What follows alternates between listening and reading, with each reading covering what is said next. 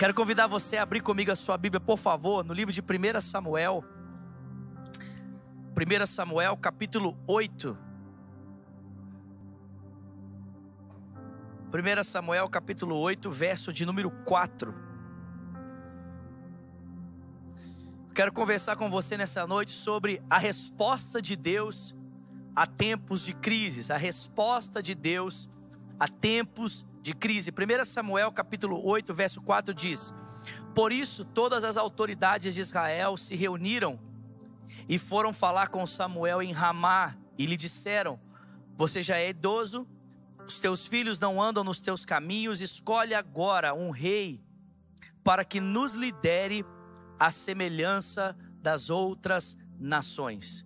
Pai, nós te pedimos nessa hora, fala conosco através da sua palavra. Nós queremos ouvir a tua voz. Inclina o nosso coração na direção da tua voz, Pai. Faça isso.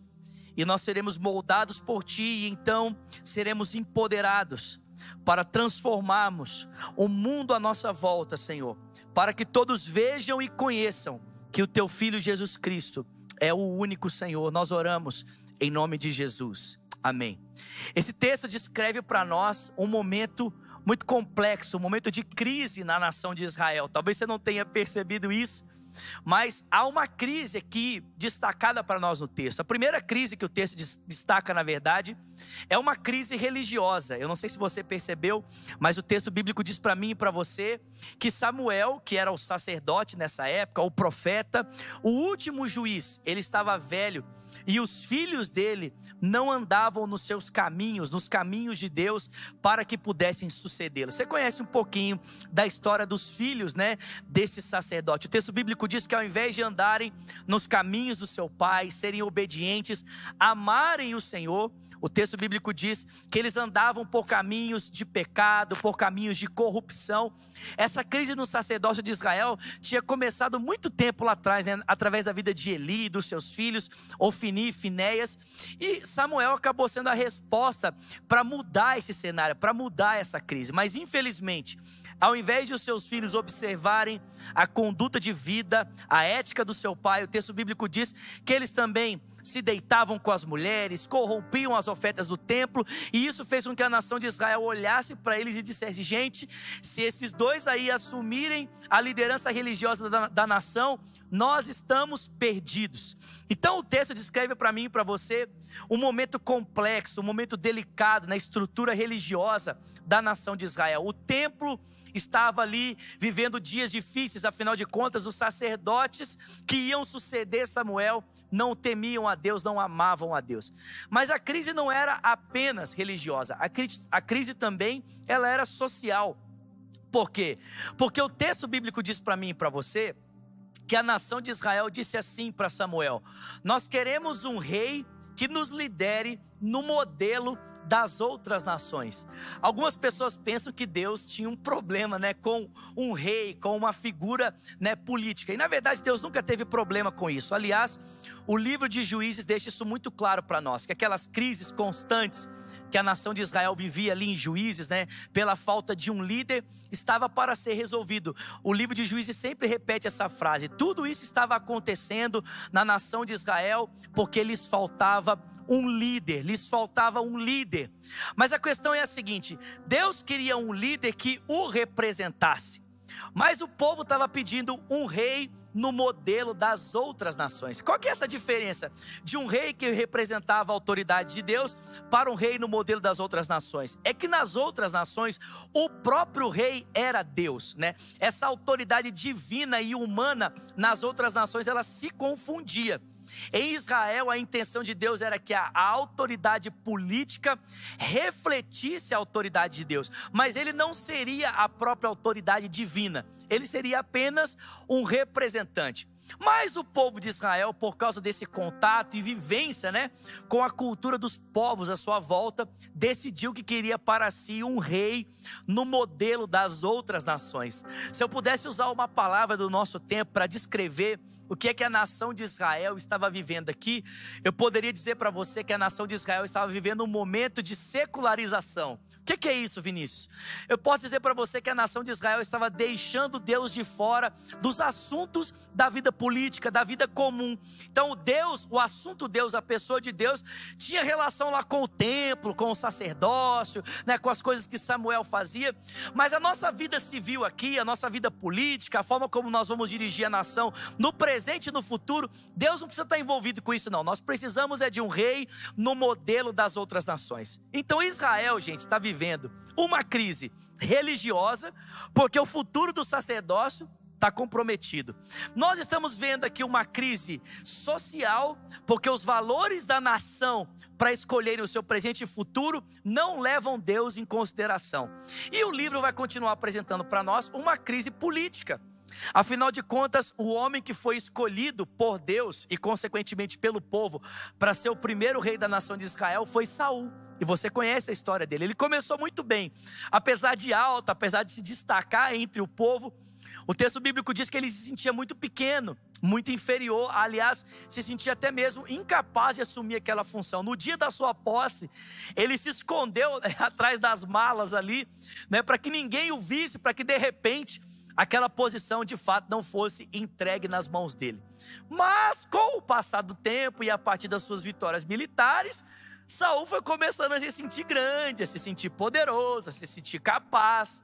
Saul foi começando a se sentir, né, como a gente costuma dizer aí no Brasil, né, a última Coca-Cola no deserto, né, começou a se sentir a última traquinas do pacote. E ele começou a se achar superior. E começou a pensar que ele não precisava mais de Deus. Começou a construir monumentos em honra ao seu nome. Começou a levar a nação a andar, né, de acordo com as suas diretrizes e não mais nas diretrizes que Deus havia estabelecido para ele. E por final, Saul estava tão desejoso de ter poder, que até mesmo ele estava tentando corromper, né, tomar para si o próprio poder que havia sido atribuído apenas ao sacerdote, apenas a Samuel. E foi por causa disso que o Senhor então o rejeitou para estabelecer um rei no outro lugar. Olha que interessante, é distinto os motivos pelas quais Israel passa uma crise, mas é uma crise que toca a sociedade de Israel como um todo. Toca a esfera política, toca a esfera civil, toca a esfera religiosa. Todas as dimensões da sociedade estão sendo corrompidas por causa dessa crise que está tocando a nação de Israel. E gente, é muito semelhante. Os motivos são distintos, mas é muito semelhante ao momento que nós estamos vivendo, porque a gente passa por uma crise que acaba tocando vários setores da sociedade. A sociedade civil passa por uma crise econômica, uma crise de perspectiva, passa por uma crise emocional, né? A insegurança de saber o que vai acontecer nos próximos meses. Passa-se também por uma crise religiosa, muitas pessoas perdendo a fé, outras pessoas literalmente, né, trocando os valores da sua fé. E o mundo inteiro passa por uma crise política. Os políticos não têm respostas para esse momento. Uma hora a pandemia vai acabar, outra hora não vai acabar, uma hora vai abrir o comércio, não vai abrir o comércio, não se sabe o que fazer. O mundo também vive uma crise. E a pergunta é: qual foi a resposta de Deus para a nação de Israel naquele cenário de crise? O que Deus fez? O que Deus disse? Qual foi a resposta de Deus? Porque certamente, irmãos, aquela resposta serve muito para nós hoje. E sabe qual foi a resposta de Deus? A resposta de Deus para uma nação em tempos de crise foi levantar um menino chamado Davi. A resposta de Deus para uma nação em crise foi levantar alguém para fazer a diferença, alguém para mudar aquele curso, para mudar aquela história. A Bíblia diz que Deus encontrou em Davi um homem segundo o seu coração. E eu quero dizer para você nessa noite, a resposta de Deus para essa crise continua sendo a mesma. A resposta de Deus continua sendo o seu povo, continua sendo a igreja, continua sendo aqueles que têm um coração voltado para Ele, entregue para Ele, rendido para Ele. Você é a resposta de Deus para esse tempo. A resposta de Deus para esse tempo não está na política, não está na economia, não está na ciência. Todas essas coisas são importantes e Deus, claro, pode usar dessas coisas sim para levar o nosso mundo mundo a um momento melhor. Mas, irmãos, a resposta de Deus para esse tempo está no seu povo, está na sua igreja. E sabe o que é interessante? A única coisa que Deus precisou encontrar em Davi para levantá-lo para esse tempo de crise foi ver nele um coração segundo o seu coração. O texto bíblico diz que Davi foi escolhido não porque ele era o mais sábio, não porque ele era o mais importante, não porque ele tinha uma grande popularidade, não, pelo contrário, a Bíblia diz que Deus escolheu Davi porque achou nele um homem segundo o seu coração. E essa expressão coração na Bíblia, ela é muito importante. Em Provérbios 4 diz: de tudo que se deve guardar, guarda o seu coração, porque dele procedem as saídas, as fontes da vida. Preste atenção, do seu coração procedem as fontes da sua vida. Para onde o seu coração se inclina, para onde o seu coração se volta, em outras palavras, aquilo que você ama é aquilo que você vai se tornar. Para onde os seus amores se voltam, aí está o seu coração, e a sua vida se inclina nessa direção. Em outras palavras, quando Deus diz: achei em Davi um homem do meu coração, sabe o que Deus está dizendo? Que encontrou em Davi pensamentos, sentimentos, planos, propósitos, desejos que estavam alinhados ao coração do próprio Deus. Deus viu em Davi planos, propósitos, práticas, desejos que estavam alinhados ao seu coração. E eu pergunto para você nesse dia: será que Deus pode encontrar em mim e em você planos, propósitos, práticas, desejos que estejam alinhados ao seu coração? Será que Deus pode encontrar em nós projetos que não tocam apenas a nossa vida, mas tocam a vida de outras pessoas? Em outras palavras, Deus olhou para Davi e falou assim: cara, esse cara tem sonhos para essa nação que concordam com os meus sonhos. Esse cara tem projetos para essa nação que concordam com os meus projetos. E foi exatamente isso que fez com que Deus escolhesse Davi, a despeito do que todo mundo pensasse sobre ele no seu tempo. Gente, presta atenção. A família de Davi não acreditava nele, a sociedade o desconhecia. O próprio Saul, quando se deparou com Davi, falou: cara, você não vai dar conta. Mas, irmãos, preste atenção, independente do que as pessoas pensavam a respeito de Davi, ele foi o homem escolhido por Deus para fazer diferença no seu tempo. Ele foi o homem escolhido por Deus para ser levantado, para transformar a realidade dos seus dias. E eu não sei se você entende isso, mas Davi foi uma resposta tão significativa e tão eficaz de Deus para aquele tempo, que mesmo, tendo levado um longo processo para que Deus o preparasse para assumir aquela função, a Bíblia mostra para a gente claramente. Gente, Davi foi um reformador social maravilhoso. Davi mudou a história do seu povo.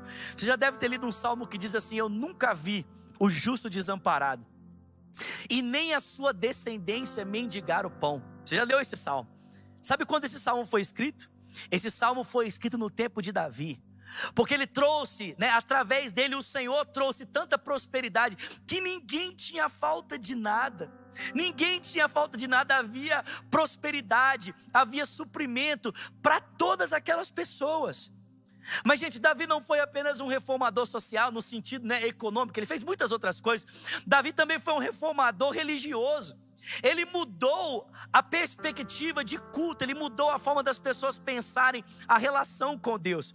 Quando você olha para a Bíblia Sagrada, a primeira pessoa no texto bíblico a introduzir música no ambiente do templo, a primeira pessoa a estabelecer adoração 24 horas por dia, 7 dias por semana, sabe quem foi? Foi Davi. Davi foi um reformador religioso. Ele trouxe a nação de volta para o Senhor. Quando ele assumiu o governo da nação, a primeira medida dele foi buscar a arca de volta, trazer a presença de Deus, a bênção de Deus para o seu povo. Davi foi um reformador social. Davi foi um reformador religioso. E é claro, ele foi um reformador político. Gente, não sei se vocês entendem isso, mas o reinado de Davi, o governo de Davi, ele é tão precioso, que o Novo Testamento diz pra gente: vocês querem entender o reinado de Cristo? Vocês querem entender como é que vai ser quando Jesus assumir o trono da nação de Israel? Vocês querem entender o que é que vai acontecer quando Jesus voltar e assumir o governo do mundo todo? Olha para o reinado de Davi. Gente, o reinado de Davi se tornou o paradigma, o parâmetro para a gente entender Jesus como o rei prometido à casa de Israel. O texto bíblico diz em 2 Samuel capítulo 7, que foi do trono de Davi, da sua linhagem, que Deus levantou aquele que o sucederia e permaneceria no trono para sempre. Talvez você olhe para você hoje e você fale assim: cara, o que eu posso fazer? Que tipo de capacidade, que tipo de habilidade eu possuo nesse tempo para ser resposta de Deus, Vinícius? As questões são tão complexas, os dilemas são tão complexos. O que eu posso fazer? Eu pergunto para você: você tem um coração como o coração de Deus? Você tem sonhos, planos e propósitos que estão alinhados aos propósitos de Deus? Existe uma frase de um grande pregador da história, um grande homem de Deus chamado John Wesley. John Wesley dizia: dê-me 100 homens que temem a Deus e odeiam o pecado, e eu posso virar esse mundo de cabeça para baixo.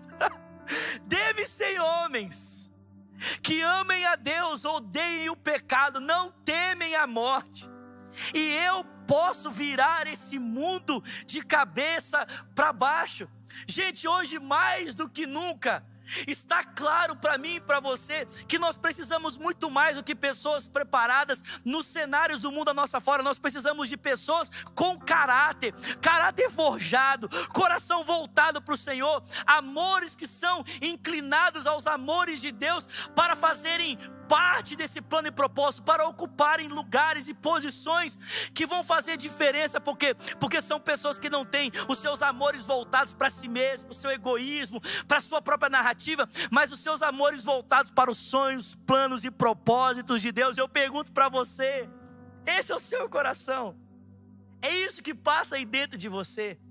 Porque se nessa noite Deus olhar para mim e para você e encontrar em nós um coração como o coração de Davi, que diz: achei em Davi um homem segundo o meu coração. Então, irmãos, é tudo isso que Deus precisa para nos inserir nos seus planos e propósitos e nos usar poderosamente para esse tempo. A resposta de Deus para a nossa crise é a sua igreja. Nós somos a resposta.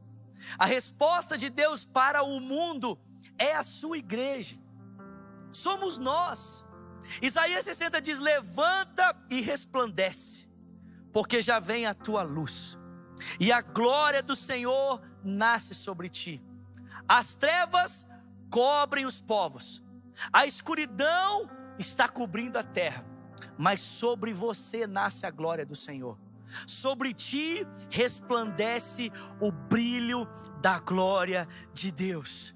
Sabe, queridos, é claro que nós veremos o nosso mundo totalmente transformado apenas no retorno de Cristo. É claro que as realidades à nossa volta só estarão perfeitas quando o Rei dos Reis e o Senhor dos Senhores regressar.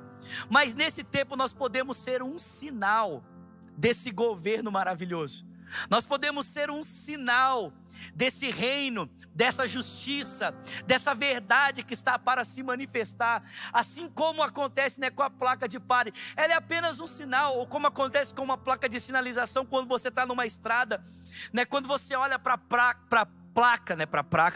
placa escrito, Miami, São Paulo. A placa não é Miami, a placa não é São Paulo, mas ela mostra para você que você está na direção certa. Meus irmãos, nós precisamos ser esses sinais. Assim como aconteceu ali no livro de Atos, que a igreja foi levantada para ser um sinal desse rei, para ser um sinal desse governo que já está estabelecido e será estabelecido, o governo do nosso Senhor Jesus Cristo. Nós precisamos ser esse sinal. Que Deus nos dê esse coração. Sabe o que nos atrapalha nesse tempo? Sabe o que nos atrapalha nesse momento de sermos usados por Deus? Não é a realidade à nossa volta, pelo contrário, essa realidade favorece a nossa atuação, favorece a nossa luz brilhar. A luz resplandece em meio às trevas. Mas sabe o que nos atrapalha, queridos? O que nos atrapalha é quando o nosso coração está cheio apenas dos nossos próprios interesses, das nossas próprias narrativas, das nossas próprias vontades, e Deus não pode encontrar em nós planos, sonhos e projetos que se alinham ao seu coração. Sabe, a nossa oração nessa noite, e eu quero exatamente terminar orando isso com você. A nossa oração nessa noite precisa ser a oração do Senhor. Venha o teu reino, que a tua vontade seja feita na terra como ela é feita no céu. Pai, que a tua vontade seja feita hoje através da minha vida como ela é feita no céu.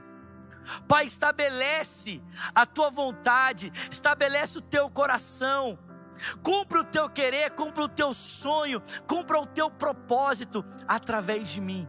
Estabelece a tua vontade na terra como ela é feita no céu. E essa oração termina dizendo, né? Livra-nos de cairmos em tentação, livra-nos do mal. O pão nosso de cada dia nos dá hoje, perdoa as nossas dívidas, como nós perdoamos os nossos devedores, e não nos deixes cair em tentação. Às vezes a gente acha, né, que a tentação é só aquela imagem que aparece no computador, aquilo ali também é tentação. Às vezes a gente acha que a tentação é só o cara que passa, vê um pacote de dinheiro e quer tomar posse daquele dinheiro que ele sabe que não é dele. Isso também é tentação. Mas, gente, uma vida que não tem Cristo como centro, uma vida que não resulta no louvor da glória de Deus, isso também é tentação. Toda uma vida investida, toda uma vida dedicada, que não tem como objetivo o louvor do Senhor, gente, isso não é uma vida que vale a pena. O apóstolo Paulo diz em 1 Coríntios, no capítulo de número 2 e no capítulo de número 3, Paulo diz que a gente pode chegar, já pensou, olha que loucura, nós podemos chegar um dia diante do trono de Deus dizendo: Senhor, olha quantas coisas eu fiz. E o texto diz que Jesus vai pegar e falar assim: então vamos passar tudo isso aqui no fogo, para ver o que realmente vai ficar. E o texto diz que muitas dessas obras podem se consumir, porque tudo aquilo que permanece é aquilo que vem de Deus para nós, e então volta para Ele. Aquilo que tem o centro em Jesus, aquilo que de alguma forma aponta para Ele, isso é eterno, isso tem caráter eterno, é gerado pelo Espírito, vem do Espírito, então volta para Ele. Mas essas coisas que nós fazemos, né, e que muitas vezes tem tantos interesses, mas não tem a centralidade na vontade de Deus, tudo isso, gente, vai ficar para trás, vai ficar aqui, não faz sentido, vai ser consumido. Nós precisamos viver uma vida que aponta para a eternidade. Nós precisamos viver uma vida que aponte para a glória de Deus. E quando a gente vive isso, as pessoas olham para nós e elas começam a ter esperança. Existem pessoas diferentes, existe uma forma de viver diferente, existe um reino diferente, existe uma realidade diferente. As pessoas começam a dizer: cara, eu quero fazer parte disso, eu quero experimentar isso na minha vida, eu quero ter isso no meu coração. E é exatamente isso a que eu quero desafiar você nessa hora. Você que ainda não experimentou de Cristo, sabe, a minha oração é para que de alguma forma a nossa vida hoje, os nossos louvores, tudo isso seja um poderoso testemunho a você que está me assistindo nessa hora, para que você diga: cara, é disso que eu estou precisando. Eu estou precisando desse Jesus, eu estou precisando desse coração aí, eu estou precisando parecer com esse povo aí. Minha vida estava parecendo com tantas coisas, mas eu preciso disso aí que vocês estão falando. Eu preciso de Jesus na minha vida, eu preciso de uma esperança diferente, eu preciso de uma vida diferente, de valores diferentes norteando a minha vida. Eu preciso de Jesus governando a minha história. Sabe, se você é essa pessoa, eu quero orar com você. Ou quem sabe você não é essa pessoa que diz: eu quero entregar minha vida para Jesus, mas você fala: eu quero voltar para Jesus. Vinícius, eu estava longe, eu estava como um filho pródigo, eu estava vivendo na casa do pai, mas eu decidi dar uma passeadinha aí fora. Mas nessa noite eu quero voltar. Eu quero orar com você nessa hora, eu quero orar por você nessa hora. Eu queria que onde quer que você esteja, com seus olhos abertos, né? Não com seus olhos fechados, com seus olhos abertos, mas as suas mãos sobre o seu coração, você orasse comigo dizendo: Senhor Jesus, nessa noite eu entrego a minha vida, eu me rendo a Ti, reconhecendo que Tu és o único Senhor e suficiente Salvador. Diga: Jesus, toma a minha vida, toma o meu coração.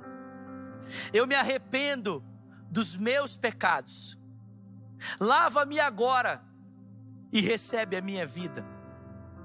Ore também dizendo: e eu, Jesus, que um dia andei nos teus caminhos, mas eu me afastei, eu me desviei. Nessa noite, arrependido, eu volto, na certeza de que o Senhor me recebe. Juntamente com você agora nós temos um time de moderadores. Então eu quero pedir que você que está aí me assistindo e fez essa oração pela primeira vez dizendo eu quero me entregar a Cristo, ou você orou dizendo eu quero voltar para Jesus hoje, eu queria que você acenasse para a gente, seja pelo Instagram, pelo Facebook, pelo Twitter ou pelo YouTube. Acena para a gente, escreve aí: pastor, eu estou voltando, ou pastor, eu estou entregando a minha vida para Jesus. Nós queremos conhecer você, nós queremos orar por você, queremos abençoar a sua vida. Enquanto nós cantamos esse refrão, deixa queimar, eu vou cantar com você aqui. Quando nós cantamos isso, eu quero que você vá escrevendo aí, e ao final eu quero orar por você, antes de nós terminarmos essa transição, em nome de Jesus. Deixa queimar, deixa queimar, deixa queimar, deixa queimar, deixa queimar, deixa queimar. Vamos dizer isso juntos?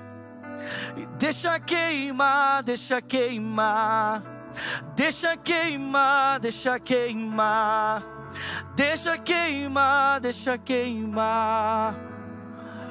Nós adoramos, nós adoramos. Nós adoramos aquele que faz vento aos seus anjos. Nós adoramos aquele que faz fogo aos seus ministros. Nós adoramos aquele que faz vento aos seus anjos. Nós adoramos aquele que faz fogo aos seus ministros. Diga: nós somos seus ministros. Não negue o seu fogo. Nós somos seus ministros. Queremos queimar, queremos queimar. Nós somos teus ministros. Não negue o seu fogo. Nós somos teus ministros. Queremos queimar, queremos queimar. Pai, eu oro nessa hora por aqueles que nos assistem. Eu oro, Senhor, por aqueles que entregaram a sua vida a Ti. Aqueles que dizem: eu estou voltando para casa, eu estou voltando para o Senhor. Pai, nessa hora, que o Teu Espírito alcance todos os corações, que o Teu Espírito toque cada coração, Pai. Que haja vida. Alinha, Senhor, mesmo o nosso coração ao Teu coração. Alinha as nossas motivações às Tuas motivações. Que nós tenhamos um coração inclinado a Ti. Todos nós, tanto aqueles que estão nessa noite dizendo: eu quero entregar minha vida a Cristo, como a Tua igreja que se reúne nessa hora em volta da Tua mesa.